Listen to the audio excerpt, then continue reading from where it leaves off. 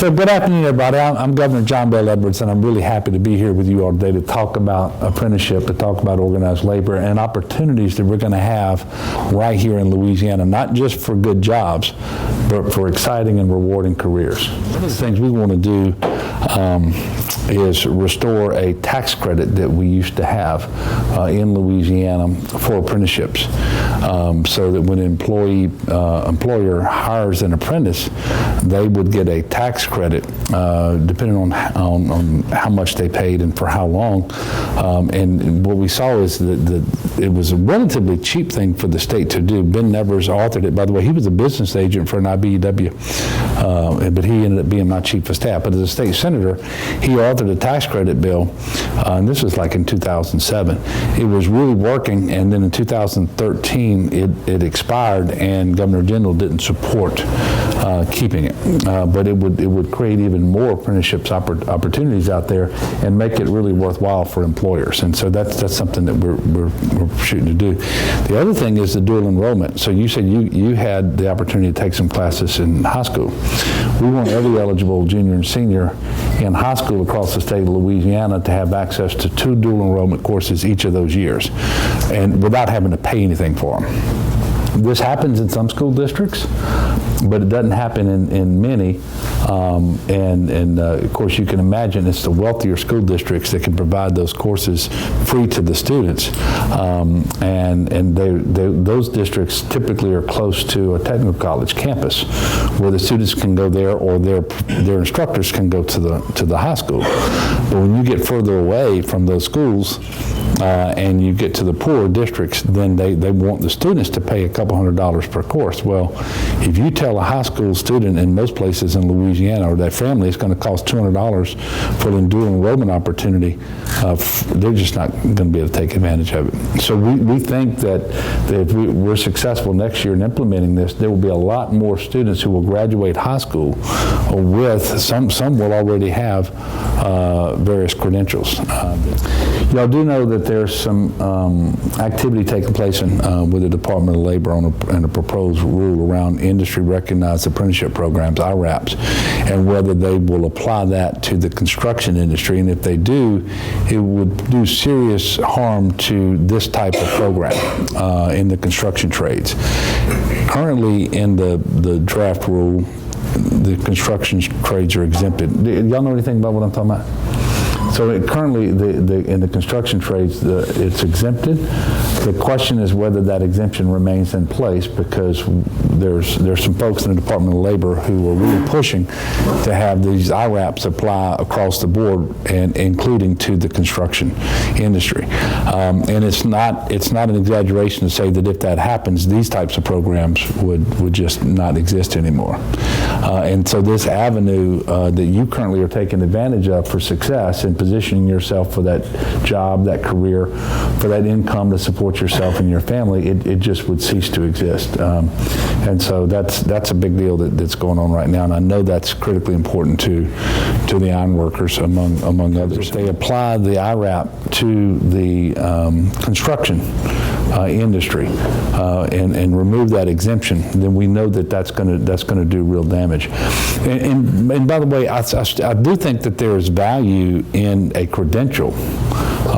If you get a credential from a technical college while you're still in high school, or after you get out of high school, I think that experience is helpful. Quite often it's not enough, as you know, and you still have to do extensive on-the-job training. These longer apprenticeship programs, I think, set you up ultimately for more success over the duration of your career.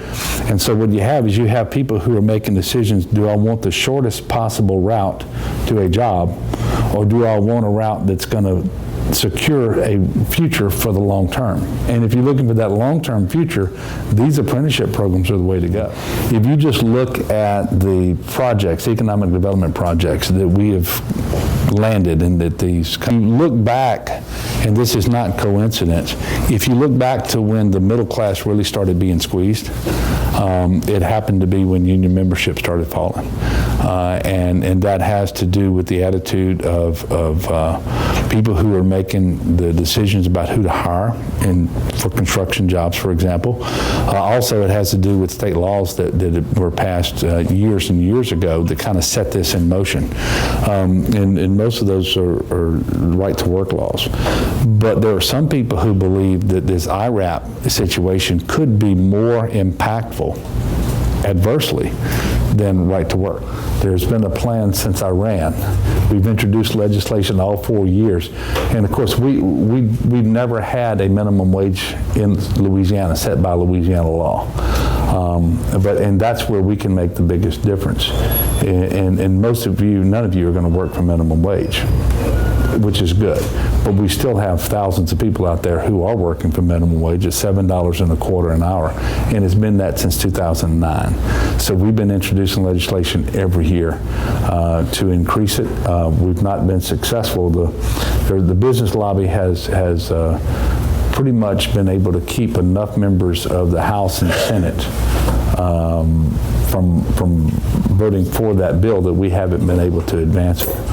And that's a real shame because Congress last raised the minimum wage in 2009. We're one of 5 states without a minimum wage in Louisiana, and $7.25, quite frankly, is just inadequate. First of all, we're creating more wealth in Louisiana right now than ever before. Personal income is at an all-time high, and that goes across the poor, the middle class, you name it. And so there are more opportunities in Louisiana for success, and the economy has never been bigger than it is right now, and it's growing at the 10th fastest rate in the country and the #1 rate in the southeast United States. Personal income's the highest it's ever been, growing faster than the national average. And so taking advantage of these opportunities we have for the investment that we're getting. I talked about those projects a while ago. The other thing you have to do is you got to educate your people and you got to train them. Otherwise, you don't get people moving in and investing in your state because they're not going to invest where they don't have employees that they can count on. And they're just not going to do it. And so we, for the first time in a decade, invested in higher education just this past year. I had a $2 billion budget deficit when I came into office. We weren't making new investments anywhere. We had to stabilize first, get the economy growing. We finally were able to do that. We turned the deficit into surpluses. Then we started investing in education, all of education, early childhood, plus $20 million. First teacher pay raise in 10 years, not just teachers, but support workers as well. And then the first higher education increase in general fund support in a decade. So altogether, it's more than $200 million more this year for education than last year. And that's how you prepare people for success and opportunity and prosperity. And every bit of that is all about the middle class.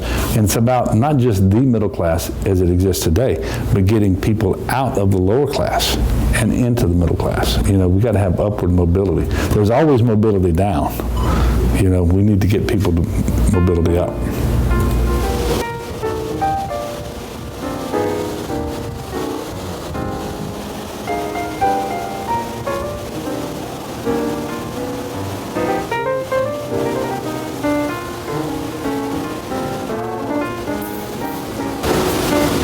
How long have you been here? 22 years. 1997. That's so you went through the program too? Second generation. Good for you.